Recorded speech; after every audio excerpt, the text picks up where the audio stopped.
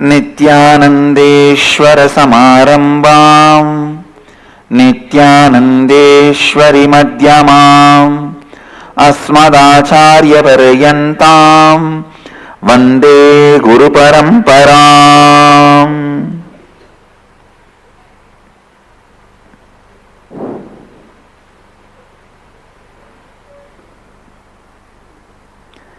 इस समय हमारे साथ उपस्थित सभी दर्शकों और भक्तों का मैं प्रेम एवं आशीर्वाद सहित स्वागत करता हूं। I welcome all the devotees, disciples, samajis, satsangis, television viewers, visitors, devotees, sannyasis, brahmacharis, everyone sitting with us through Nityananda TV, Sadhana TV, Lotus News Channel, Janashri TV and Ishwar TV, and through two-way video conferencing in 44 places in 27 countries around the world. Today, Sri 1008 Acharya Mahamandaleshwar of Atal Pita, Atal Akada, Swami Shukadevanand Ji is here gracing us, and Swamiji is the Acharya Mahamandaleshwar of Atal Akada and the senior most Mahatma among all the 13 Akadas. So practically, spiritually, he guides all the 13 Akadas. His decisions, his guidance is the last word in all the 13 Akadas. His words are the final words in all the 13 Akadas. Swamiji is gracefully accepted to visit our ashram, and he is here from yesterday. He is here to bless all of us. So on behalf of me and on behalf of Nityananda Dhyanapitham and Nityananda Sangha, we welcome Swamiji with our humble respects.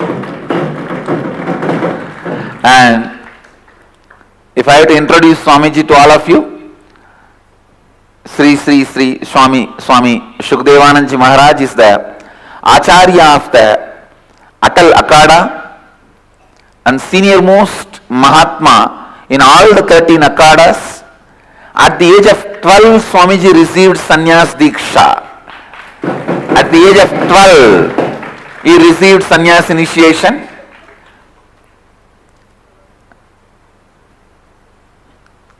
All great Mahatmas who have contributed, achieved, all of them are Bala Sannyasis. All of them are Bala Sannyasis. Swamiji is also a Bala Sannyasi. From the age of 12, he is living sannyas life, and at the age of 12 he received sannyas initiation. His sannyas guru was Swami Sadananda Puriji Maharaj of Gita Mandir in Haridwar.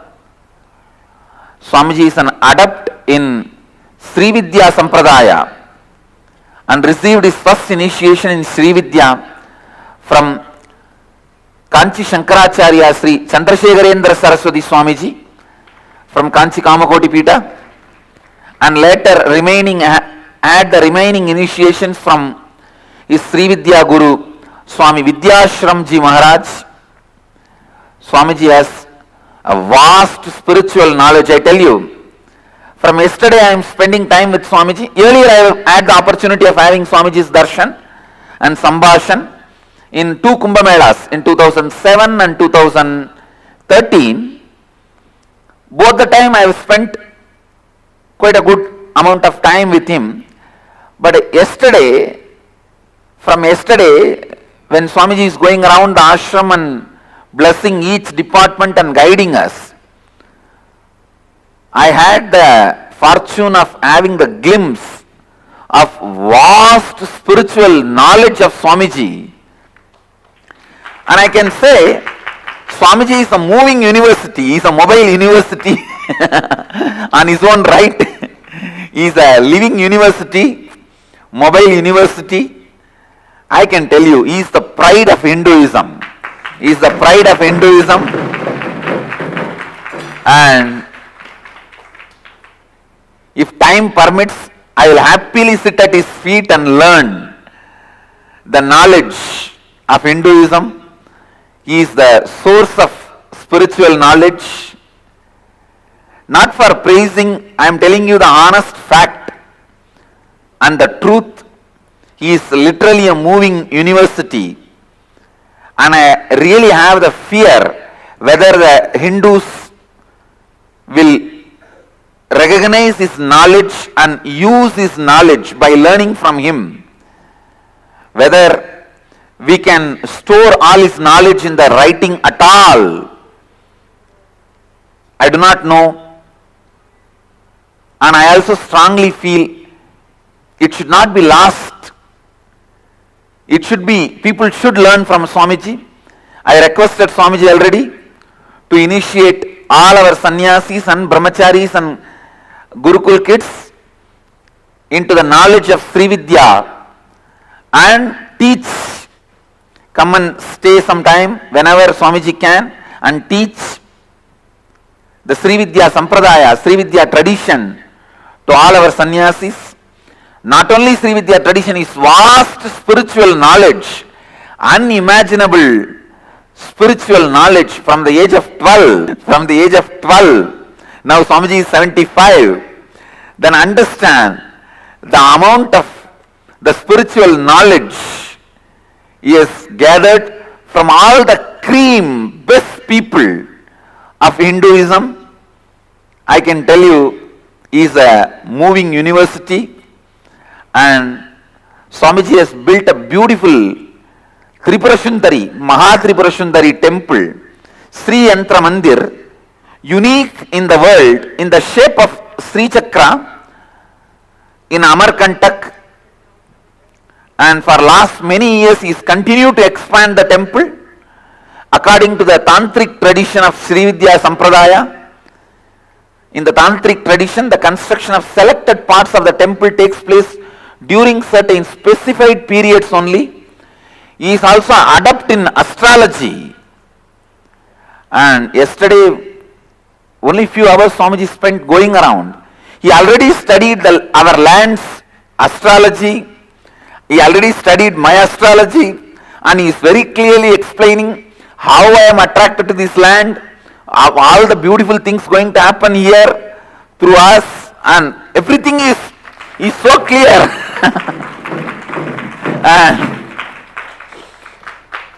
He is adept in Bhairava Vigyan, Prayoga Shastra. He is adept in Tantra Shastra, highly learned. He is deeply respected in India and various parts of the country. The university in Bali is established by his disciples, his followers.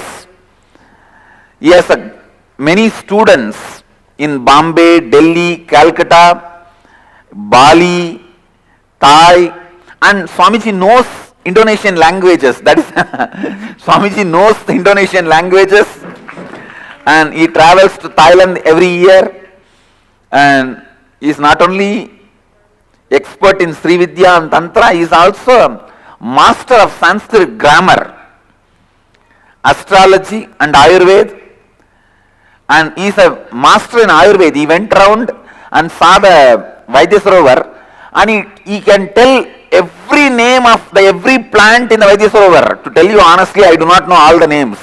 I only know few names, whatever the Stapati has told me. But Swamiji can tell every name, standing in front of every part he was describing yesterday night. What this plant is all about, name, quality, smell, everything Swamiji was describing. As I said, he is a walking university, moving university, and he also possesses the Kayakalpa Vidhan that today is with only few rare masters. This system is used to make the body young again, and I can tell you, when I walk around with Swamiji, I don't feel he is 75 at all. The young, energetic, alive. He has the stick just for the sake of stick. He doesn't use the stick to walk and all. and the way he was climbing the steps, going up, down, he just got down into the Vaidya Sarovar and went round and came up. I was running behind him. So, Swamiji has enormous knowledge in many, even non-spiritual streams like history, art, architecture, agriculture, music, Indian culture. He has a beautiful mapping done as per the Vastu Vidya for a full-fledged university. And he also owns land in Haridwar to do that university. Now, of course, we will be serving Swamiji in a humble way, whatever little way we can to make that university dream into reality. And today, I really wanted the whole Sangha to listen to Swamiji. All of you are listening to me every day. Today, let us all listen to Swamiji. All the cities, I am calling your name, just wave the hand so that we will check the audio. Los Angeles, Arunachalam.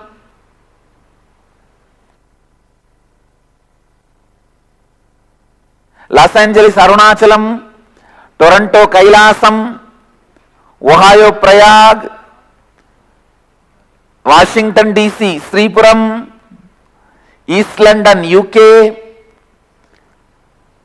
Charlotte, Srisailam, Kuala Lumpur, Palani, Guadalupe, Rameshwaram, Varanasi, Houston, Kalahasti, Seattle, Chidambaram, Hyderabad, Bhagyanagaram, Oklahoma, Somanatham, Enriching Temple, Biddi, Phoenix, Kanchipuram, Kastau, Croatia, Tallahassee, Florida, Jorpati, Nepal, Tiruvanmiyur, Tiruvattriyur, Kilinochchi, Sri Lanka,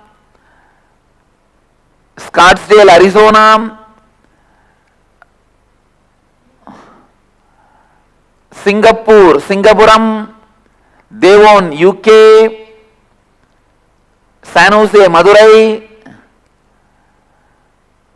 Port Washington, New York, Oman, Sivagangai, Bogota, Colombia, Dubai, Vaidyanatham, Hyderabad, Guptakashi, Devon, UK, Bangalore, Malleshwaram, New York, Varanasi, Bangalore North, St. Louis, Tirumala, Hong Kong, Sirgari, Indrani, New Jersey, Bangalore, Marattahalli,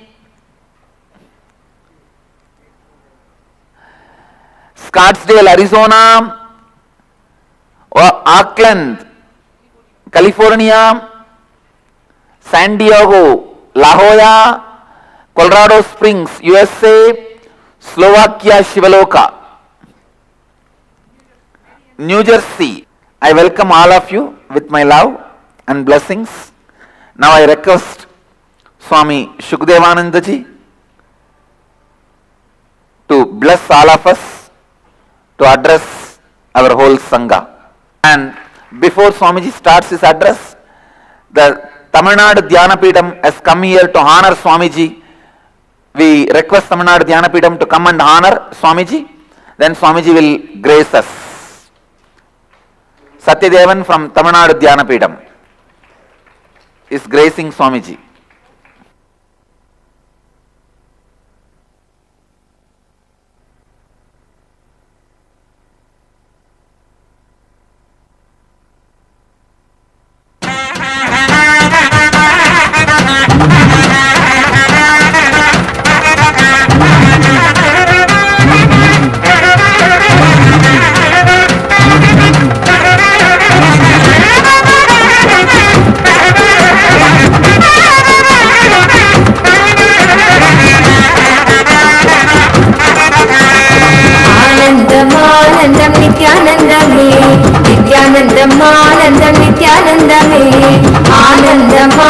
Nityanandame, नित्यानंदम आनंदम नित्यानंदमे नित्यानंदमे नित्यानंदमे गोविंद गोपाल केशव माधव नारायण राजीव लोचन आदि सनातन समन्द हसिदेक्षणाम् ससरचावपाशाङ्कुशम् अशेषजनमोहिनीं सरुणमाल्यभूषाम्बरां जपाकुसुमभासुरां जपविधौ स्मरेत्तं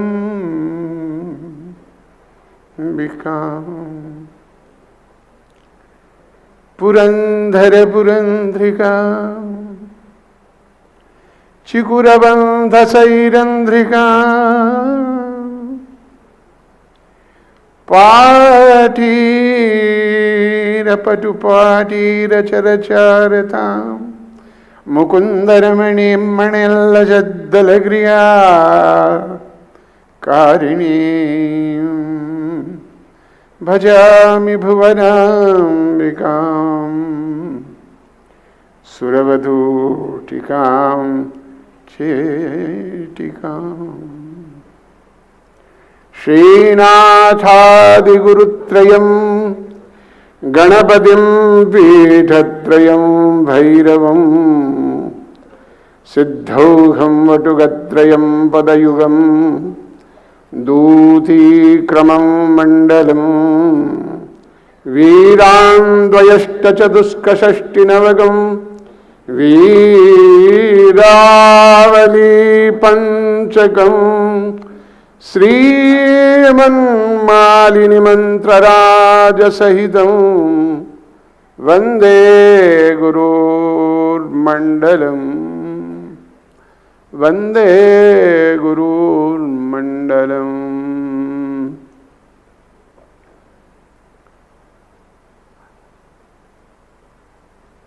मंचस्थ समुपस्थीयमान परमादरणीय प्रातस्मरणीय महामंडलेश्वर श्री श्री 1008 श्री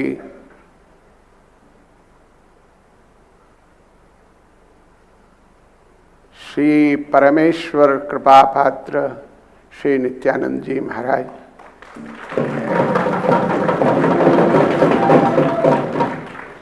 एवं समस्त आश्रमस्थ सन्यासी वृंद,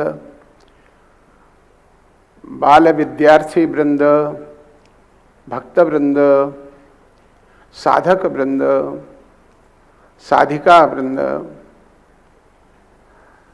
आज मुझे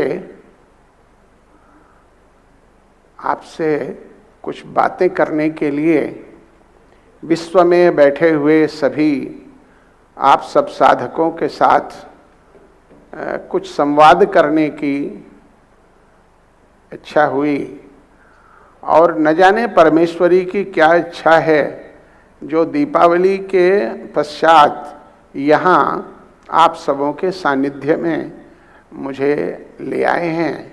ये भी कोई महान तीर्थ या परमेश्वर की कृपा है।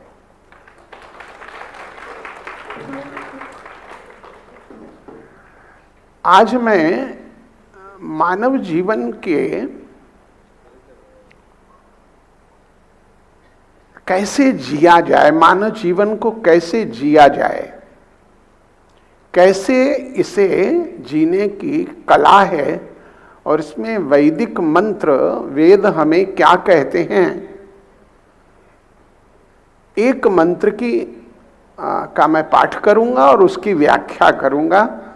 यह प्रधान है।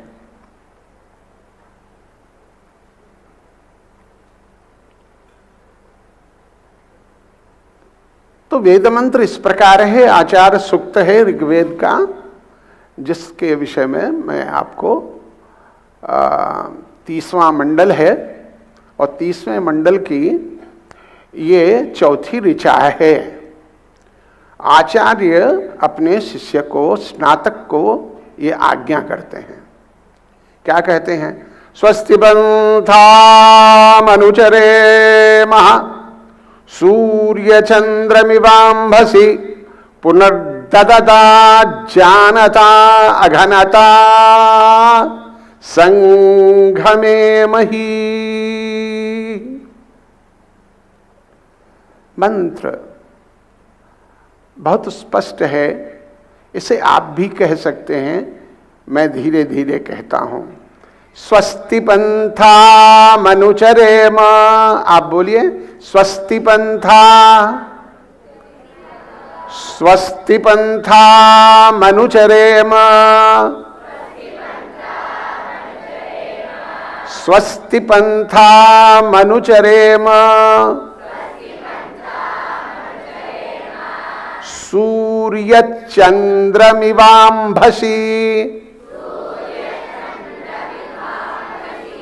सूर्य चंद्रमिवांभसि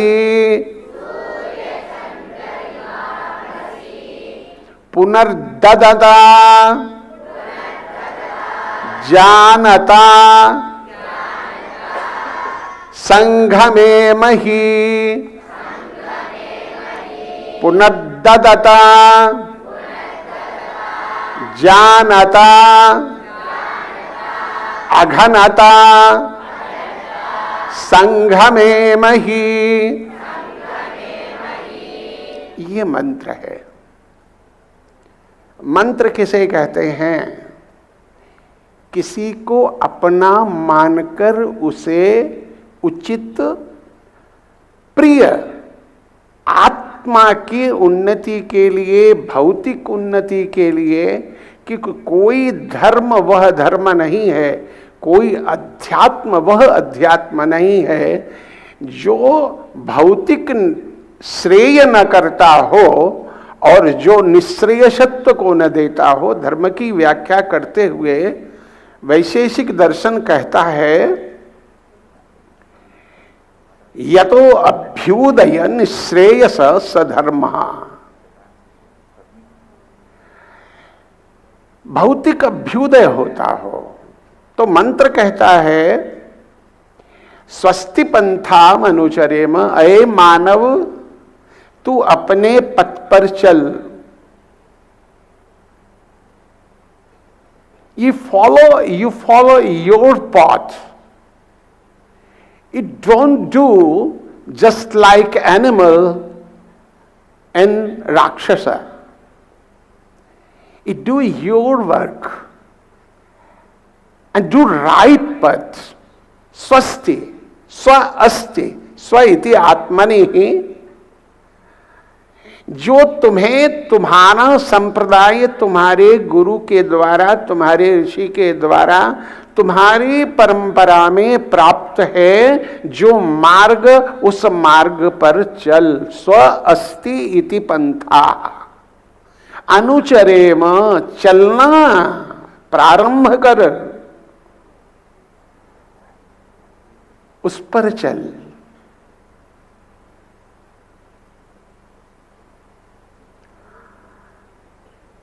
कैसे चल? जैसे सूर्य चलता है, सूर्य चंद्र मिवंभसी, सूर्य के जैसा चल। चाहे सूर्य को कोई अर्घ्य चढ़ाता हो, पूजन करता हो, तो भी सूर्य किसी के लिए रुकता नहीं, वह अपने पथ पर चलता ही रहता है।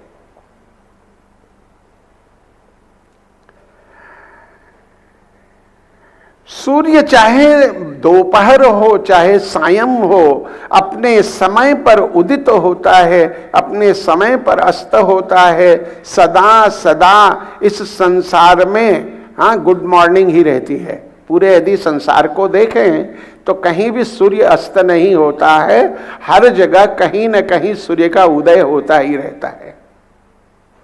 और मानव को यही वह संदेश देता है, जैसे मैं सदा सदा चलता रहता हूं, वैसे तुम भी, ऐ मेरे मनुष्य, तुम भी चलते रहो, लेकिन स्वस्ति पंथा मनुचरेम, अच्छे पथ पर चलो, कल्याणकारी पथ पर चलो, चलो, निरंतर चलो, जैसे सूर्य चलता है ऐसे चलो। आपने कोई शंका होती है कि सूर्य तो बहुत तपित करता है, तप्त करता है, सूर्य बहुत गर्मी करता है, किसी को तो बड़ा सुख देता है। धोबी लोग बड़े खुश होते हैं कि मेरे कपड़े सूख जाएंगे, जल्दी जल्दी ग्राहक को दे दिया जाएगा, इसलिए सूर्य को देख करके बड़े खुश होते हैं।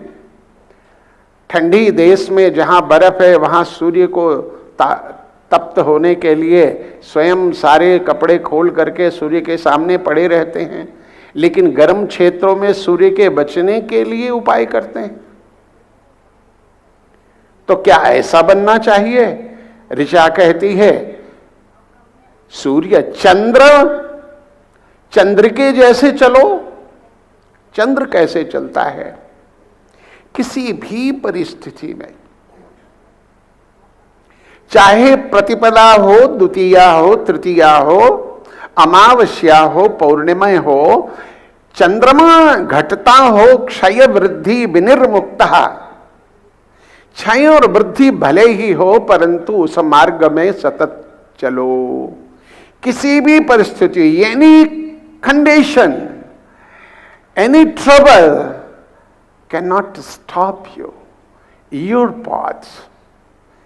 हमेशा हमेशा आपको सतत चलते रहना है, जैसे चंद्रमा चलता है, किसी भी विघ्न से निर्विघ्न होकर के अपने गुरु द्वारा, अपने शास्त्र द्वारा, अपने धर्म द्वारा निर्देशित जो पथ है, निर्देशित जो मार्ग है, जो रास्ता है, उसी पर चलना है। मानवत्व की विस्मृति नहीं करनी है। मानवत्व का वृक्ष, मानवत्व का अमृत जो सतत आपको अनुस्यूत रूप से प्राप्त हो, ऐसा मार्ग चलना है, निरंतर चलना है। चरैवेति चरणातम अमृतम मस्नुते, जो चलता रहेगा वही लक्ष्य की प्राप्ति करेगा। जो हार कर थक कर बैठ जाएगा वो कहीं भी नहीं पहुंच पाएगा। इसलिए चलना सीखो जैसे सूर्य चलता है। अरे चलना सीखो जैसे चंद्र चलता है। और मंत्र में एक और बात कहता है कि देखिए, आहा कितना सुंदर कहा है, सूर्य चंद्र मिवांभसी स्वस्ति पंथा मनुचरेम। सूर्य चंद्र मिव अंभसी, अंभसी कहते हैं सरिता को, नदी को। गंगा गंगोत्री से चलती है।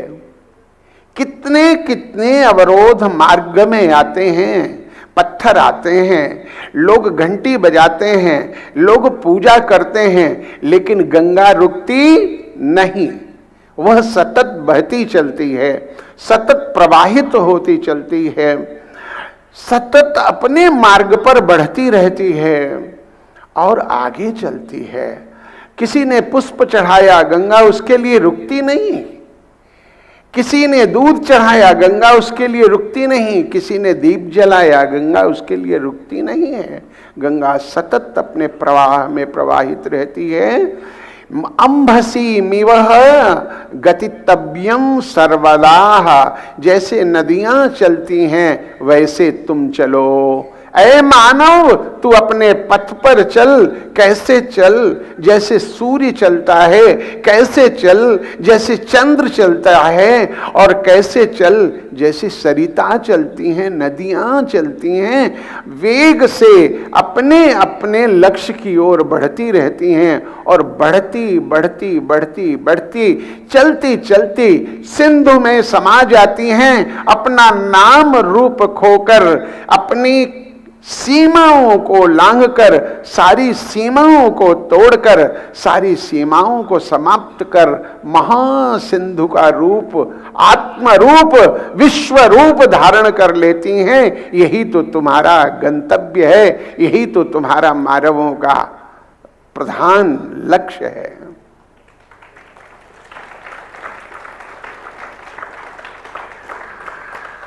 अगले पाद में ऋषि कहते हैं कि स्वस्ति पंथा मनुचरेम सूर्य चंद्र मिवाम्भसी। अब कहते हैं कि चलो जरूर, लेकिन एक काम करो, पुनर्ददता, जानता, अघनता, संघ में मही, 4 का बातें बताई गई हैं। चलते चलते तुम्हें क्या करना है, जो भी तुम्हारे पास हो, तन है, मन है, धन है, वचन है, जो कुछ तुम्हारे पास है तुम देते चलो, ददता, दान करते चलो। क्योंकि कुछ लेकर नहीं आए हो और कुछ लेकर नहीं जाओगे। You do something for other. You help for other. Don't do for self. Yourself, not yourself. कल मैंने कहा था कि ये बॉडी नहीं हो तुम माइंड भी नहीं हो। You are not mind, you are not बुद्धि। जब आत्मस्थिति को, परमात्म स्थिति को देखोगे तो सभी में तुम हो, तुम में सब कुछ है। सर्वं च मयि पश्यति मां पश्यति च सर्वत्र तेषामहं न प्रणश्यामि सच में न प्रणश्यति। प्यार जब उमड़ता है मां के हृदय में, तो अच्छी वस्तु उसे जो अच्छी लगती है वह चुनकर अपने पुत्र के लिए रख लेता है, दूसरे के लिए रख लेता है, अपने मित्र के लिए रख लेता है। आहा, मेरा मित्र होगा, मैं उसे दूंगा, बड़ी अच्छी वस्तु है। तो चिंता करता है वो दूसरों के लिए। जब जब तुम में दैवत्व का अवतरण होगा तब तब तुम दान करोगे, याद रखो। जब जब तुम में राक्षस और पशु होगा तब तब तुम छीनना शुरू कर दोगे। तुम में बंदर का अवतरण होगा, तुम दूसरों का छीन लोगे, खा लोगे, लूट लोगे।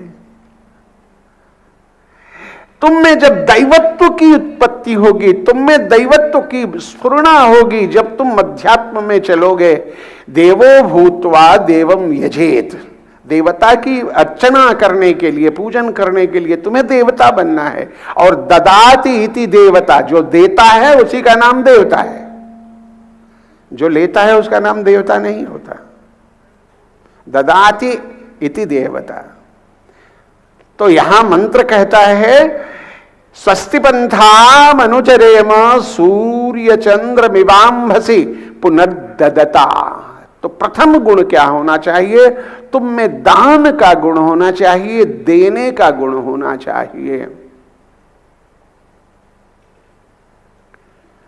फिर दूसरा गुण होना चाहिए जानता, सीखते चलो। हर नित्य, every time you are student, you are साधका। नॉलेज जहां से भी तुमको मिले, ज्ञान जहां से भी मिले, जानते रहो, सीखते रहो, समझते रहो। गुरु दत्तात्रेय जी ने 24 गुरु बनाया था।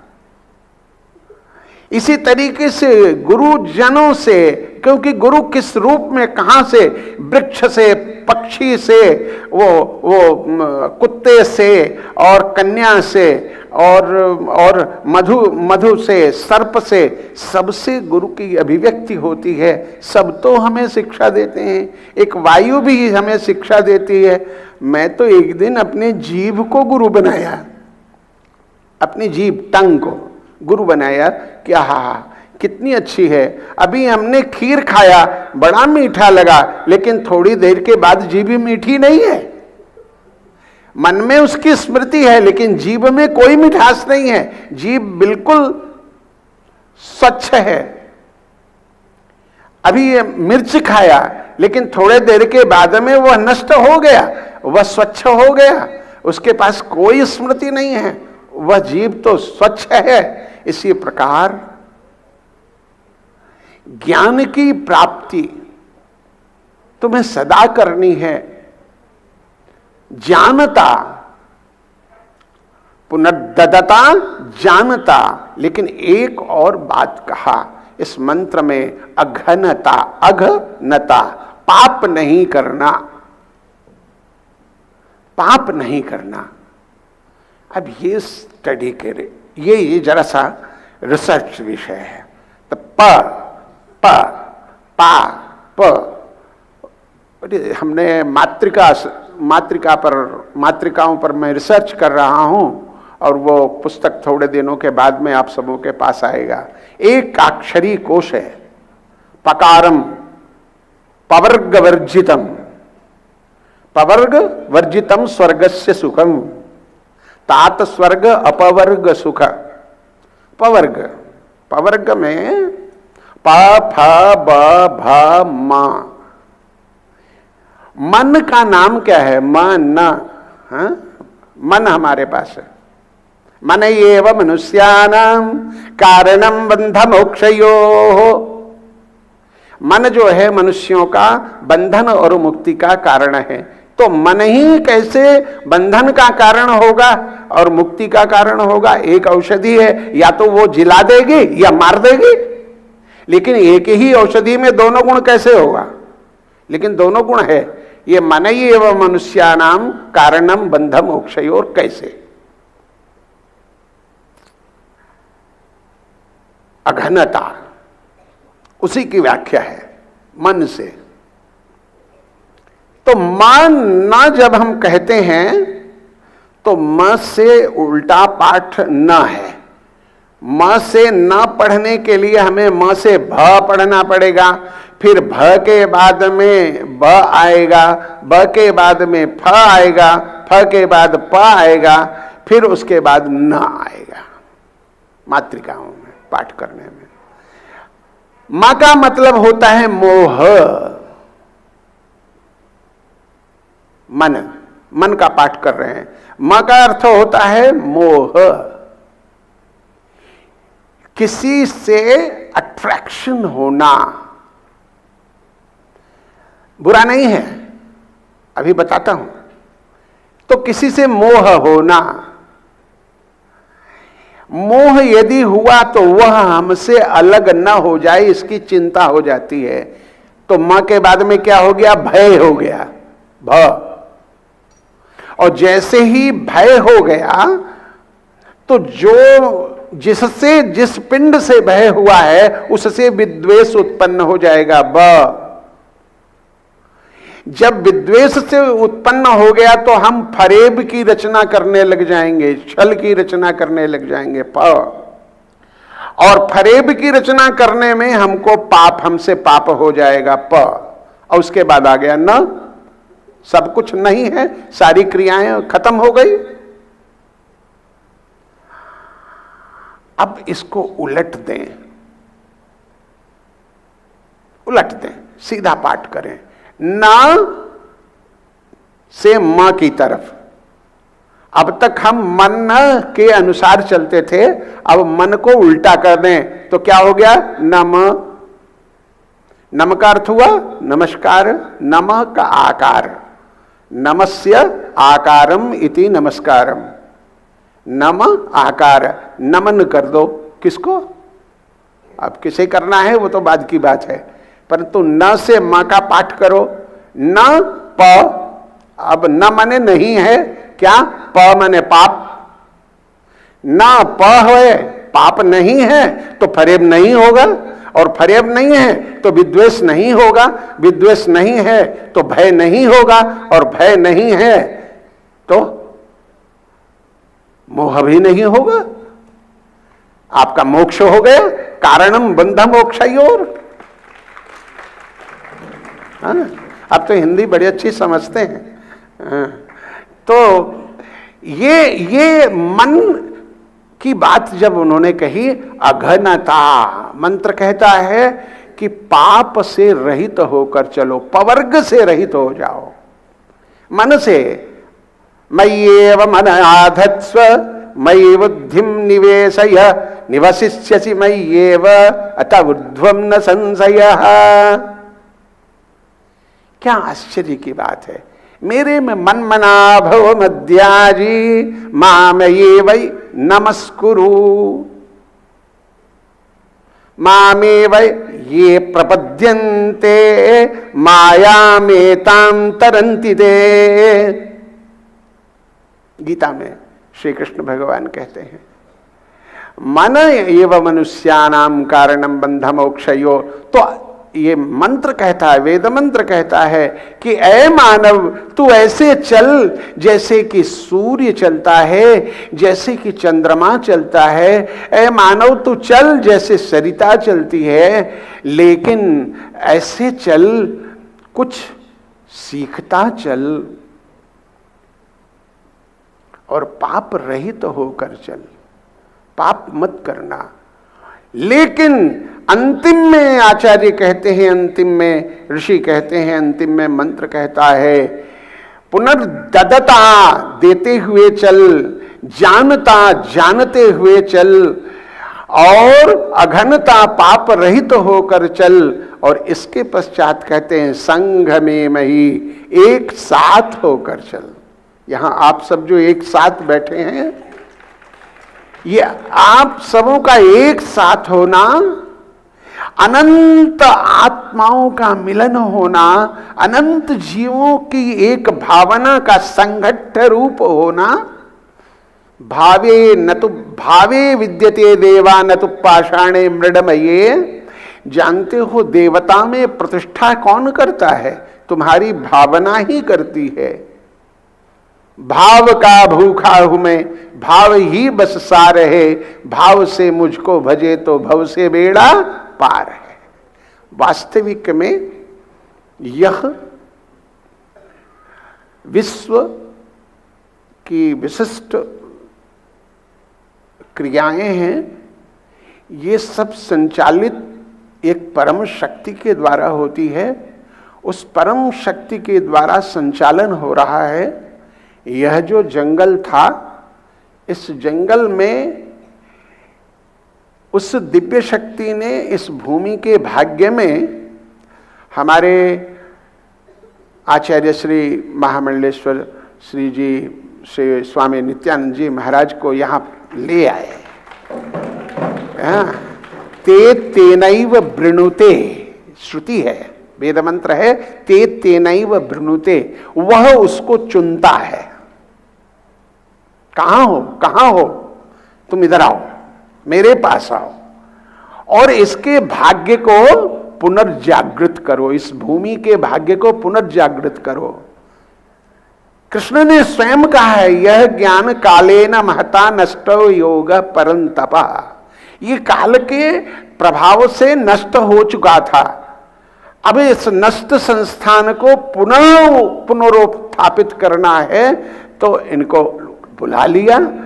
तो इनके सानिध्य में मैंने देखा कितनी क्रियाशीलता है। एक योगी, एक सन्यासी, एक निष्ठावान ज्ञानी, एक आत्मपरग व्यक्ति क्यों ये दुनिया के प्रपंच में पड़े, क्यों बिल्डिंग बनाए, क्यों मंदिर बनाए, क्यों भीड़ लगाए? अरे ये पीड़ा है, जीवों के प्रति पीड़ा है। जो मैंने मिठाई खाया है वो सबको खिलाना है, ये पीड़ा होती है। और इस पीड़ा को बांटना है।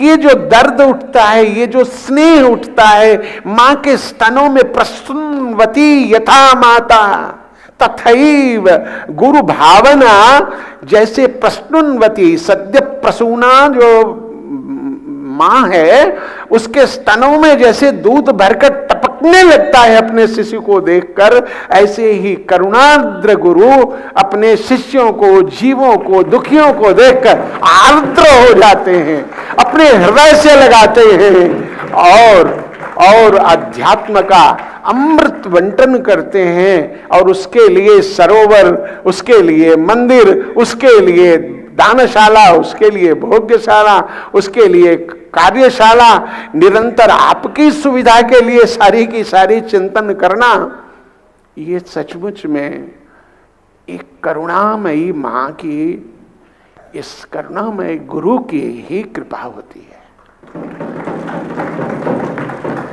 तो मैं बहुत प्रभावित हुआ और यथार्थतः कुछ हमारा स्वभाव है कि मैं अमरकंटक से कहीं ज़्यादा निकलता नहीं। पहले बहुत घूमा हूँ, सारे विश्व का भ्रमण कर लिया, जितना देखना था सब देख लिया हूँ, अब देखने को कुछ बचा नहीं है।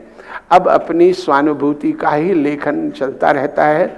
उपासना और शास्त्राध्ययन और अध्यापन के अलावा मेरे पास अब कुछ नहीं है। परंतु इतने अच्छे योगी महापुरुषों को देखकर हमें आनंद होता है कि अब विश्व में इतने केंद्रों को उपदेशित करके सबके जीवन को सुधार रहे हैं। कलम ने वो संपर्क सूत्रों को देखा, मुझे यहाँ के संपर्क सूत्रों से सारे विश्व में कितने दुखी, कितने पीड़ित, कितने बेचारे, उनके आंसू पोंछना और उन घर घर में संवाद के द्वारा केवल वाणी से आप पुण्य कर रहे हैं, महान पुण्य कर रहे हैं। और ये मार्ग किसने, हाँ, ये प्रेरणा जो दे रहे हैं गुरुदेव, इनकी प्रेरणा से आप सब जो कर्म कर रहे हैं, ये अपने जीवन का कल्याण हो रहा है, आपके जीवन का आनंद हो रहा है। इसलिए मैं गदगद हूँ, मुझे बड़ी प्रसन्नता हुई यहाँ आकर के आप सबों के बीच में। मैं पुनः प्रार्थना परमात्मा से करता हूँ, सर्वे भवन्तु सुखिनः, सर्वे सन्तु निरामया, सर्वे भद्राणि पश्यन्तु माँ कश्चित् दुख भाग भवेत। और पुनः पुनः आभार व्यक्त करता हूँ स्वामी जी का और तुरानंद जी एवं समस्त सन्यासी वृंद, समस्त साधक वृंद, समस्त जो विद्यार्थी वृंद हैं गुरुकुल के और समस्त साधक वृंद हैं। मैं कहता हूँ कि आप पर निरंतर गुरु कृपा, भगवान सर्वेश्वर की कृपा, राजराजेश्वर भगवान की कृपा, राजराजेश्वरी माँ की कृपा सतत वृष्टि हो। आप सदा अध्यात्म की ओर उन्नति करें और भौतिक संसार में भी आप श्रेयस कर रहे हैं। लेकिन देखो ना, हायर वैल्यू में लोअर वैल्यू समाहित रहता है। 100 रुपया में 1 रुपया रहता है। मोक्ष है, मोक्ष की साधना में ही अर्थ की साधना रहती है। हाँ, लक्ष्मी जी कहीं नहीं जाएंगी, वो आपके चरणों के, आपके यहाँ तो बरसेंगी। ये तो देख रहे हैं, आप तो प्रत्यक्ष इस आश्रम में देख रहे हैं, जहाँ जहाँ हमने भी देखा है।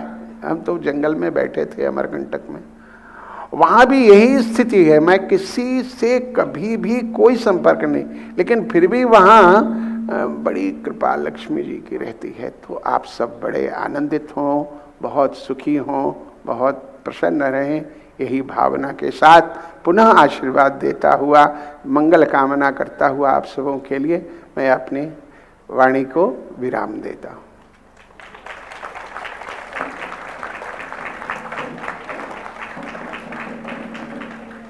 So we sincerely thank Swamiji on behalf of me and Dhyanapeetham for blessing all of us, gracing us,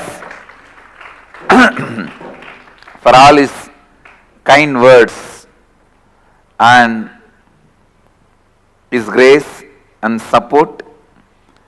We are all really honored that Swamiji accepted to come here, stay with us and bless all of us, giving his time, blessings.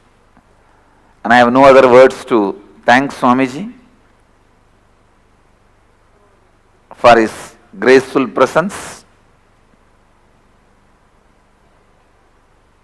Maybe I will request Turiya to give the translation of what I spoke in Hindi and what Swamiji spoke in English.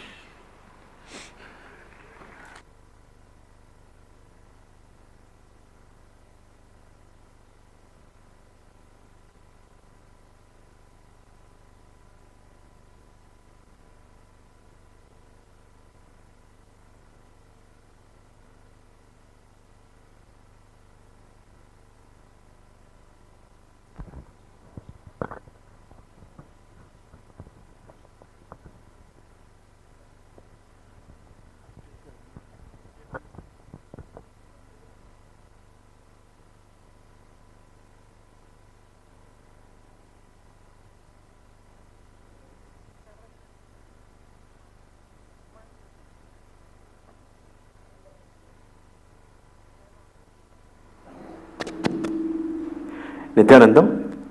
तो स्वामी जी ने आचार्य जी का आज स्वागत किया है। परम पूज्य श्री शुकदेवानंद जी महाराज जो अटल अखाड़ा के आचार्य महामंडलेश्वर हैं, उनके स्वागत में उनका परिचय देते हुए स्वामी जी ने बताया कि किस प्रकार से शुकदेवानंद जी जो हैं वो सभी 13 अखाड़ों में सबसे प्रमुख, सबसे सीनियर मोस्ट संत महात्मा हैं, और जो कहीं पर भी नहीं जाते हैं वो हमारे आश्रम में पधारे हैं। हमको उन्होंने कृतज्ञ किया है अपनी उपस्थिति से।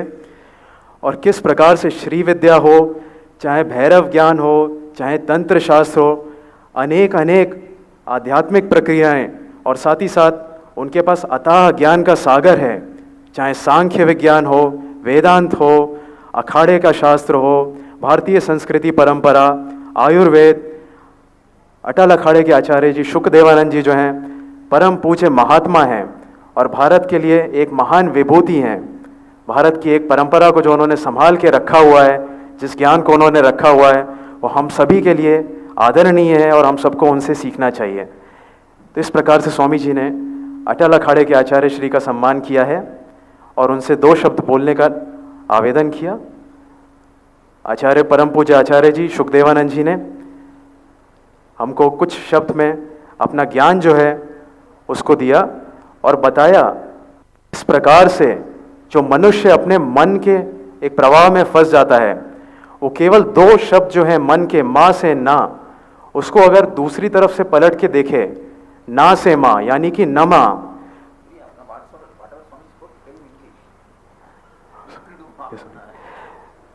तो मैं इसको अंग्रेजी में करूंगा। स्वामी जी सेड, पूज्य आचार्य जी अटल अखाड़ा आचार्य जी स्वामी जी said कि if the man just moves from the 2 words of mana, which is M-A-N-A, mana, and goes in the other way, which is nama, N-A-M-A, bows down.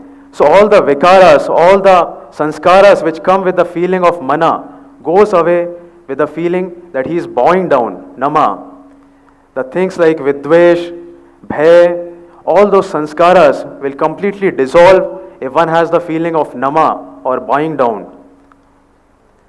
So that is what Acharya ji is telling us, that we should cultivate the feeling of nama or bowing down. And by that we can just get rid of all the sanskaras, all the vikritis which come in the form of mana. Because after all, what are we? We are body and mind. So to get rid of the mind and the sanskaras, bowing down or namaskara is the right way. Then Acharya ji is saying that in Gita also, how Krishna tells that you should keep giving and moving and learning and being sin free. If all of us are together as a sangha, then so much big work can be done. So Acharya ji gives the example of Swami ji, that how Swami ji is doing some beautiful work, so much work for the Vedic Dharma. It is happening only through the divine presence of Swami ji, and how this land is blessed that it has attracted an energy, an incarnation like Swami ji to bless this land and carry on the great work which is happening all over this land, this kshetra of Bidadi. So much good work is happening all over Bidadi. Acharya ji, Puja Acharya ji Shukdevananda ji is surprised and shocked to see that. He has visited all the saints and Mahatmas all over India and all over world, but he has hardly come across somebody who is as kriyashil or who is as active yogi as Swamiji Nityananda. He says Swamiji is a living example of how spirituality and action can be combined together for the benefit of the world. How great things are being done in this ashram, whether it's sacred arts or Gurukul or the herbs, the Veda Sarovar, every single field. He's saying just the intention with which Swamiji is working is amazing. So much great work is happening because of that intention and the great divine presence of Swamiji. In the end, Acharya ji says that we should all work together and learn from Swamiji, and in his great presence, we should move by ever giving, move by being sin free, move by keeping your yearning and learning alive all the time, and move by being in the Sangha together and working for the spiritual cause. Thank you.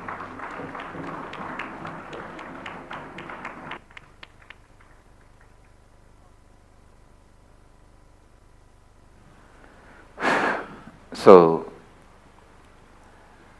whatever introduction I gave, welcome speech I gave, he translated in Hindi, and whatever Acharya spoke, he translated in English. You got the essence. But one important point, 3 I forgot to translate. I wanted to remind again, if I find time, I'll sit happily at the feet of Swamiji and learn more about Hinduism and more spiritual tradition. Because his knowledge and the way he recites mantras left and right, and the way the understandings he carries about the mantras. Today morning, he was speaking about how Buddha was initiated into the tradition of Tara, Vasishtha Sampradaya and Tara worship. And he was chanting those mantras. I could see he is an adept, the master of the science of mantras. And I am stating the fact, I have seen enough of sadhus and mahatmas all over India, throughout my wanderings and all over the world in my travels, but I cannot compare anyone to Swamiji. Swamiji is unique, and his knowledge, the science of mantras, yantras, astrology, Vastu, Ayurveda. See, I have seen many sadhus mastered one branch, one sampradaya. But Swamiji is a master in so many sampradayas, almost in all major knowledge traditions of Hinduism. So we offer humbly our respects to Swamiji once again, and request Swamiji to bless the Gurukul separately.